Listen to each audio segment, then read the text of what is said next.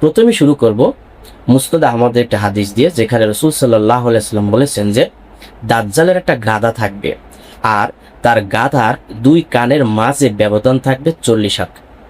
তাহলে স্বাভাবিকভাবে এখানে যে প্রকৃত যে গাধা, সে গাধার কথা কেন বলা হয় না, এখানে রূপকর্তেই বলা হয়েছে যে এখানে গাধা মানে এমন বাহন তার থাকবে, এমন যানবাহন সে ব্যবহার করবে, যে যানবাহনের একটা গাধার দুই কানের মাঝে তার ব্যবধান থাকবে 40 হাত।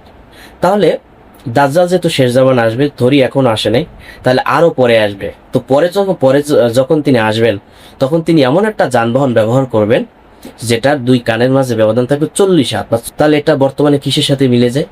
এটা বর্তমান যুগের বিমানের সাথে অনেকটা মিলে যায়। দুই কানের মাঝে কিন্তু 40 হাতের মতোই ব্যবধান রয়েছে, কম বেশি হতে পারে, এক্সাক্ট 40 হাত বিষয়টা তা না, মানে 40 হাতের মতো এইরকমের বড় ব্যবধান থাকবে।